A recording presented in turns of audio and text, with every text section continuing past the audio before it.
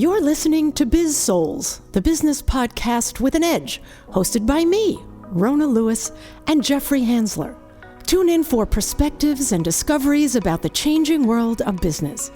It's time to connect to the heart, soul, and humor of how business gets done. Whoops. Hello, everyone, and welcome to Biz-Souls. I'm Rona Lewis. I'm Jeffrey Hansler, and we get to the heart and soul of business and the people that make it happen. And today we're going to play some more.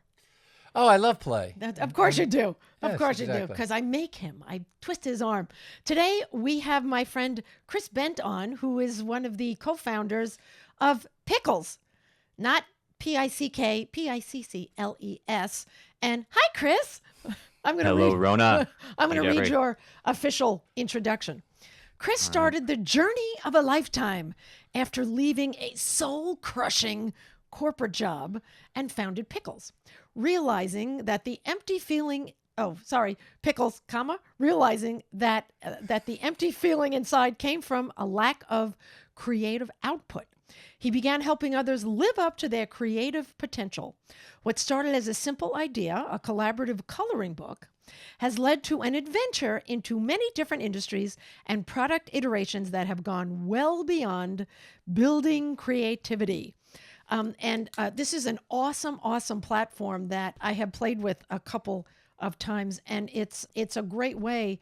It's like an online Lego serious play. It's metaphors, and it's so much, and you'll go into it. You'll explain it much better than I just did. So, hi, Chris. Rona, Do I get thank you for the intro. Do I get the first question? Go ahead. Have at it. Okay. Well, actually, I have multiple questions. So first of all, is it dill or sweet pickles? And second of all, no. How did you guys meet? Where'd you guys meet? I think we originally met online because we have a lot of play friends Okay. that are similar, and I don't even remember who reached out to who. Okay. To whom, but Yeah. it was mutual, because Okay. I think we both have, there's like a group of play experts, professionals from all around the world, and after a while our names kind of just keep popping up. Right. So everyone, if we don't know each other, we at least know of each other. Okay. And people just keep connecting. I got to remember not to ask you a question in the beginning because I keep going. I have no All right. filter. So let's get to our start Okay. today. This is about you, Chris. Go ahead. So, Chris, one of the questions is, what'd you want to be when you grew up? Did you want to? Was this even in your eyesight, in your vision? And could you pronounce pickles? Yeah, so this was definitely not in my vision at all. I wanted to be a marine biologist just because I loved the water and I thought the underwater world was fascinating. And there was really the last place to explore as humans. I think everything on land was charted. And so I think I'd always had that curiosity and that sense for adventure, but I didn't become a marine biologist, but I did start mowing lawns in my neighborhood very early. And I was originally trading Pokemon cards for lawn mows because that was the currency that I cared most about. And I soon started charging money so that I could buy more Pokemon cards. And really that planted the seeds of entrepreneurship in me. And so around the age of 13, 14, that's when I really decided that entrepreneurship, whatever form it took, was the path that I was going to take. Fantastic. And I can tell you're not into adventure now. I mean, you're in an office. It's all tied up. That's right. So Blue suit, white shirt. Where are you? Where are you? Yeah. So I'll show you the most beautiful part of Wow. the view over there. That's Pleasant Lake in New London, New Hampshire. So I New am Hampshire. currently New Hampshire. Live free or die. So I am currently living free. Not died yet, and I'll actually be going to Tahiti and living there for about 3 months on Sunday. So that's in 3 days. Got to do some packing. Wow. Wow. Well, Yeah, you thanks should for- probably start now. I mean, not exactly Not now, but after we're done. Give us a few minutes. Right. So tell us about, how you came to be doing this. Like, Yeah. So it's very different than marine biology, that's for sure. it is for sure. So I, as I said, loved entrepreneurship, and as a kid, I remember thinking with a point of pride, I will never work for another person. I just love making my own time, being my own boss. I just felt so much freedom and agency. and aliveness in this entrepreneurship pursuit. And now I kind of drifted away from that. I started working for another friend who had just launched a Kickstarter campaign, and I helped him with all the sales and the marketing. And then I actually was going through a business incubator, and another friend who I had met there, he had just closed $1 million round of funding and was growing his sales team. So he reached out to me for some reason, thinking that I was good at sales. Big mistake on his part. And he had me join. Now, I was 26 at the time. I had still really never worked for anyone else. And this is also when you get off your parents' health insurance. So, in an effort to be a little bit more responsible and to explore what it's like to work at a venture funded startup, I joined his software company. And shortly after that, while it was a good growth opportunity, I realized having a life that was just metrics, basically, how many demos I booked, how many calls and voicemails I left, and then having it reset every week, every quarter, I just could not kind of get into that. And I realized that creativity was what I was lacking, because entrepreneurship, I think, is really a creative act. It's the same thing that artists have. They envision a painting, a world, a product, whatever it is, and then they take action to make that real so other people can interact with it. And I realized that just doing sales was not scratching my creative itch anymore, that entrepreneurship was doing. So I got curious about creativity, why it disappears as you get older, and what we can do about helping people tap back into it. So how did you transition? So, yeah, nights and weekends, basically, I started working on Pickles and using the new base salary for the first time that I was ever getting in my life to hire developers and to start building Pickles in its first version. So are you more of a Steve Woz, which is can program, or more of the Bill Gates, the Steve Jobs. Steve Jobs? Well, yeah, Steve Jobs. Woz or Yeah. Anyway. I'm definitely more Jobs than Woz. Okay. I love the walking meetings and collaborating with other people. I I love get my joy from talking to people, not computers. And so I have certainly thought, man, this would be a lot easier if I actually could do all of this programming myself. But that's kind of the one thing that I haven't just picked up. As Rona and I were talking before, we're trying to learn French. So there's only so many languages that you can learn in a lifetime. Right. And coding, I don't think is for me for this lifetime. Very good. It's always good to know that. So you know what? I know that you started with one thing and are expanding. What's the core of Pickles? And first of all, how'd you come up with the name? Yeah. So in this case, Pickles, not only is it a way of buying a domain name that was not taken before I was born, because pickles.com, that got sniped up real early. Yeah. But in this case, Pickles stands for a combination of pictures and pixels. So the whole idea is that instead of one person spending an hour, let's say, drawing the Mona Lisa, and for our YouTube watchers, I can share my screen real quick to show what I'm talking about. There's the Mona Lisa that, well, yeah, I can't recreate the Mona Lisa, but my concept, my idea was that if you just give me 1/100th to do, I can't really screw up a tiny piece of the Mona Lisa. And even if I do, it doesn't matter, because I just do one part of this bigger thing, and I can share that out with feeling any judgment or fear that someone will make fun of it, because that's really what a lot of creativity. It's easy to be creative. Well, it's kind of hard to be creative, but it's even harder to share what you make. And so this was a way to just get those bicep curls of creativity going. Mm-hmm. And instead of spending an hour, you spend a minute. And maybe that minute is enough to just start that habit, because it's really something that the more you use, the more you get. And so that was the initial idea, is just like make it so simple for anyone Like, this isn't for artists. This is for literally everyone, because I truly believe that everybody is creative and it's just waiting to come out of them. And oftentimes we just don't have that opportunity for it to come out.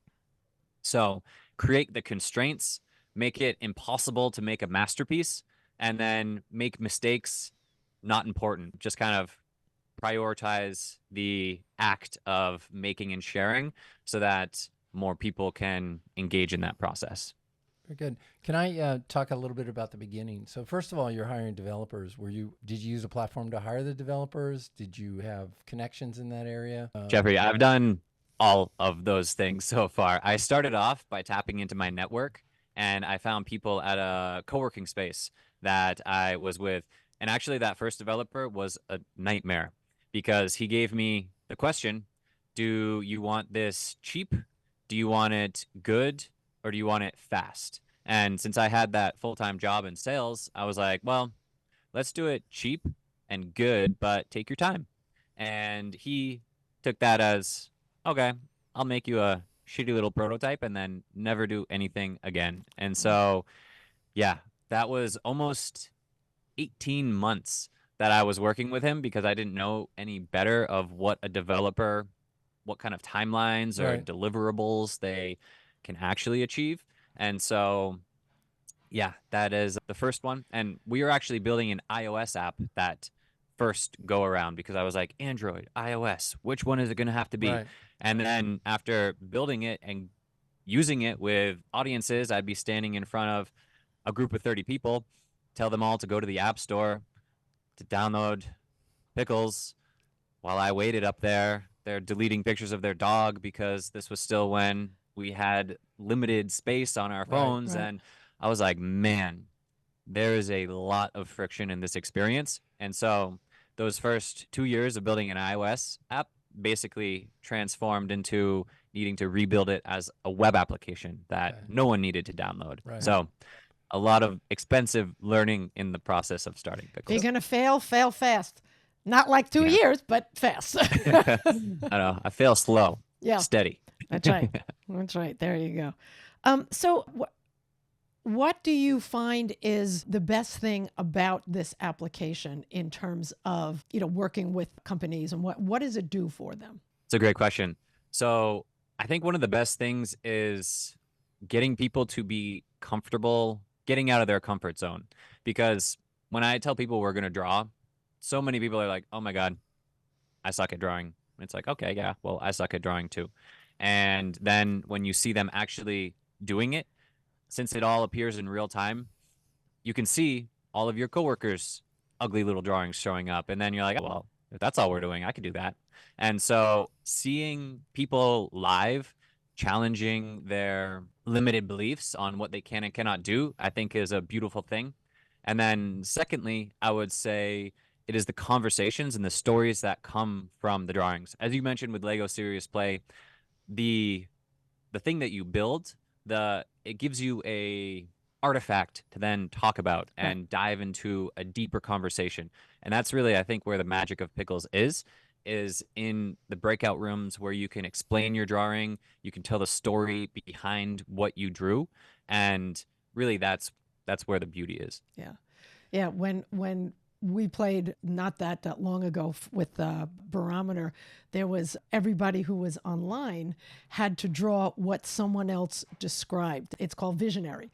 And that was really fun too, because everybody, it was great for collaborating, and everyone's equal, and it was how you worked with teams. So that was a great way to bring it in for team building and all that kind of thing. So that was another great way to use that. That Yeah. was really fun. And I love what you said about everyone is equal, because that's another, I think, huge part of the platform.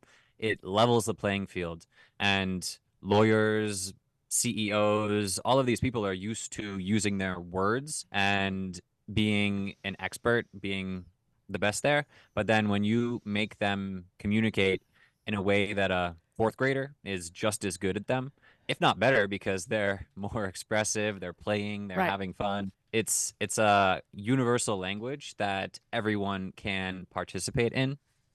And so it's pretty cool to see how it can bring people together. Yeah. And what do you see is the difference from before a program and after in terms of the people you're working with? So I would say that the connection that they feel and the fun that they have with each other is a huge part of it, building camaraderie and team Yeah. coherence and dynamics. Another part is just feeling seen and heard and being able to really share their authentic self. Because Right. one of the things we found is that we're pretty good at lying and having our mask on and portraying who we want to be to others. But when you ask someone to draw, that real person comes out. It's almost harder to lie when you're physically expressing yourself than just verbally. And so we are able to have this more authentic human connection, and people can drop those masks and really express negative emotions, express positive emotions, just what they truly feel Yeah. instead of what they want others to think they feel. And I think that's a pretty beautiful thing. Absolutely. Yeah. Excellent. Can I go back? Two quick questions. One, weren't you worried about how'd you protect your idea? So developers, I mean, they have the skill, you don't have the skill. So you're literally relying on not only their skill, you're relying on their honesty and integrity. I mean, they could have taken the idea and gone off and done something else. Yeah, that's a great question, Jeffrey. And I actually had a friend when I was first starting Pickles. He had spent $50,000 to patent the Android and the iOS app that he had because he wanted to sell it to Snapchat. Now he was doing something different, but I heard what he was doing. He never sold this to Snapchat. So now he has two patents gathering dust, and he's $50,000 out of In the pocket. hole. And yeah, exactly. And so I have always kind of prioritized growth over protection, because if someone wanted to rip off Pickles, honestly, there's not much that I could do to stop them. If Google wanted to do it and then drag me into court and bleed me dry, they would absolutely be able to do that. And I am pretty powerless against that. And so I've always kind of had the mindset of let's make Pickles as valuable as possible and make it worth a lot more than trying to protect it and then develop all of that intellectual property. And so I I'm not as much worried about developers at all, because I mean a developer would still need to get out there and sell it and promote it, and that is not what they want to do. Right. That is not their core competency. If anything, I'm more worried about other competitors who might see this and rip it off, like some large companies. And there's very little that you can kind of do about that, I would say. Now, the one caveat is that we are starting to incorporate some AI where we are trying to understand the sentiment behind a drawing. When we ask this question and you draw this, what does that mean about your internal state, about how you're feeling, about what you're doing? And now that could have some intellectual property that we could actually defend. But in terms of the software and the code itself, that is not something I'm trying to stick in a safe and monetize. I'm smiling because I'm thinking of Rorschach chest, and that's related. You touched on it. I mean, software companies are huge. You've got Google, you've got OpenAI, all these. OpenAI's got their painting program and other programs like that. So there are a lot of programs that have similar features. They're not on the same function as you, and they're all they're the big guys. So that's risky. I mean, does that keep you up at night? A lot of things keep me up at night, but not that much. Okay. All I right. mean, I think like entrepreneurship is risky. I mean, being employed is risky. You look at all of these layoffs that happens. Like life is risky, and none of us make out of it alive anyway. So, Very I good. mean, I'm all about kind of taking educated risks and just going for it, and then figuring out as you go, kind Got of it. one step at a time. So yeah, I would say being ripped off doesn't keep me up at night. I'm kind of more focused on Pickles and staying in my lane and doing something truly unique instead of trying to keep eyes on competitors all the time. Right. And that I think is a silky segue to let's see exactly how it works, because it's an interactive process to use it, and you use your phone. So Well, this is new for us. So what we're going Yeah. to do Which, is, he can share. no, I know he can share, but I think we should shut off our videos. No, No? I don't think We can so. keep the videos Yeah. going. Let Okay. me- Okay. Well, they show up on it in Yeah. front of it. Yeah, that's okay. Yeah, that's fine. So, okay. Okay, go ahead. So I can share my screen right here. Yeah. And if you see it, and this could be an interactive thing for the YouTube audience So as well. I'm going to do it. Um, I'm going to scan the video. I mean, scan the Yeah. QR code, If you scan the QR code, and then you Um, see. I don't know if it. Yeah. So then you see. This is what you see on my iPhone. Yeah. And I hit the Pickles website, which goes to, as it loads, and this is what question. it looks like on my phone. So you see this whiteboard with colors on the bottom, and you can make your pen or your fingerprint bigger or smaller. So, wider, or so there's a wide one. And then if I move this all the way down, it makes it much thinner. Yeah. Go ahead. So we purposely keep the tools as simple as possible. So it's really technology that gets out of the way Do you want to play? of human expression and engagement. One of the cool parts is that it all shows up in real time as well. So as I am drawing on my phone right here, you can see it. Well, I've promoted. There should be an A the- on the end of that. I know. I can't talk. I and like draw at the same time. I like Ron. Ron, Yeah. good friend of Ron. mine. It's the male version of Rona. Yeah, and so everything shows up as you're using your phone on this shared screen. And one of the cool things that kind of differentiates it from a whiteboard is that it's scalable to thousands of people all able to do the same activity at the same time with the same constraints. However, every response is different. And so as we ask a question, in this case, what is your dream? All of these responses are coming in and filling up. And so it gives you really a way to people can visualize their own data. And then all of that comes together one little piece at a time.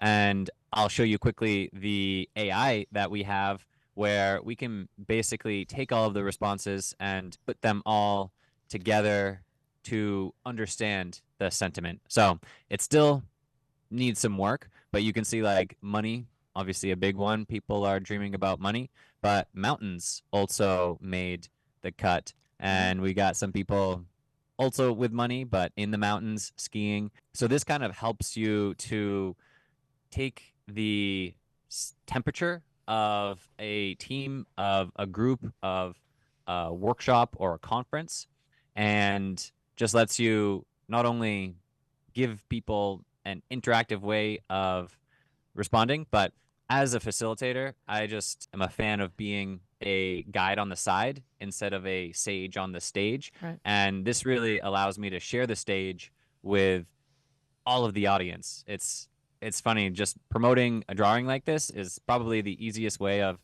getting an audience to laugh. I'm not good at memorizing jokes or anything like that, but I can improv and get up there and just talk about what I see. And I love that. And it's also tapping into this really unique data that we have found, because we'll take all the responses that you see here, and after the experience, we will turn it into things like data visualizations, different graphics, or just kind of fun backgrounds, but all ways that we can help people just visualize their thoughts, their feelings, their internal world, their experiences, and get it out of them so that it has a chance to impact and gives them a chance to connect with someone else, really. Yeah. So how would, excuse me, I'm sorry. No, go. So either at a conference or at a company meeting, large company meeting, obviously somebody, a presenter would be up front, could be an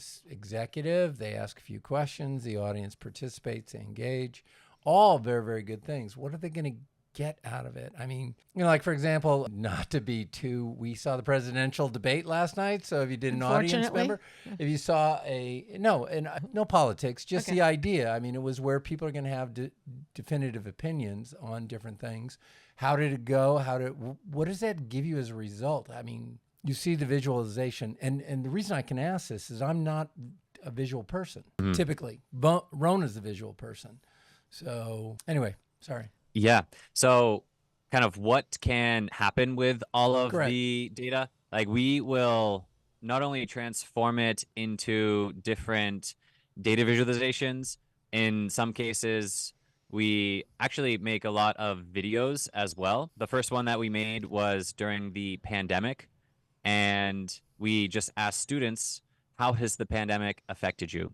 And from the 500 responses, or 450, that we received, it basically painted the entire picture, a snapshot in time that every time we go back and play, it kind of reminds you of being locked in your house, having to stay at home, feeling like your house was a jail in a way, but also being on Zoom, going on like Netflix and being bored and just the sadness, the feelings, all of that, not graduating, not having sports. So it kind of lets everyone participate in this bigger picture. And I think it also uncovers some unique data. I was, to your point, Jeffrey, doing an all hands workshop with, or a town hall with a company with about 400 employees. And I asked, what was the thing that you're most excited about returning to? And then everyone is like, hugs, people, cheers, smiles. But then this one person, Drew, I'm lonely. And it's only one data point, and oftentimes it might easily get lost. But the fact that it was this human expression, this real kind of raw emotion, it's harder to just brush off. And I think it can lead to a lot more because, I mean, everyone is interested in getting more data and what do you do with the data and how do you make decisions. And Pickles is a way for this more human data to come out and to help to inform decisions. I kind of think of it as a mix between the qualitative and the quantitative that we're trying to tap into. Well, So and like you said earlier, it sparks conversation, and that's important. It works with with the trust, authenticity, vulnerability, transparency. Those four tenets that we always talk about when it comes to anything in that psychological safety. I think it promotes psychological safety a lot. So yeah, yeah. And that psychological safety piece is huge because what I recently realized was you can't have creativity if you don't feel safe to create. And heck so yeah, it's almost that necessary precursor, that foundation that allows for so much to grow from it. But if you don't have psychological safety, if you have people scared at your workplace to not speaking up, yeah. yeah, there's So you're just gonna yeah. is it traceable then? So here, I'm playing the extremes. I'm at a company. The company, it's Enron, and I know they're being criminal. And somebody has Pickles, and they come up and they say, "So, what do you think of our company? Am I safe to say, yeah, you're, put you in stripes or something?" Yeah, so you are safe. There's no login. That was one of the reasons that we specifically made it anonymous, was so people can be more authentic and feel the liberty to truly express themselves. And I'll be honest, we have had people reach out and say, "Can you find the person who did this drawing?" And I'm like, "No, I'm sorry. Uh, we can't." And also, I don't really want to help Right. you try and do Exactly. this witch hunt to try and punish this person who drew something that you didn't like. So I think it could even be a way for employees to maybe have a little bit of power because, yeah, all those employee surveys, it's like, do you really want to say something negative about your boss and then have them bring it up in a one-on-one later? Yeah, so That's trying to. which is a great thing because it will bring out a lot more true feelings. When people know that they can't be hunted down and shot if they don't like what they say. Yeah, yeah. I wonder. And so, I bet Edward Snowden wishes he had this. That's right. So Anyway, so if someone wanted to do something like do a platform, not what you do, but something similar and stuff, what kind of tips or what would you recommend they do, or how would they start? so anyone who's looking to build some software or start a business? Yeah. I usually give some of the same advice. Don't do what I did. I was just like, logo, we need a logo first thing and get that domain name and like all of those superficial things that are just kind of fun to do, but don't really build traction. I now recommend anyone to start with that customer discovery. Start reaching out to people, talking to them. The Mom Test is a great book to actually have better conversations so you don't just bias whatever responses you get and just having people say, "Oh yeah, that's great. Okay, yeah," and then not actually give you anything valuable.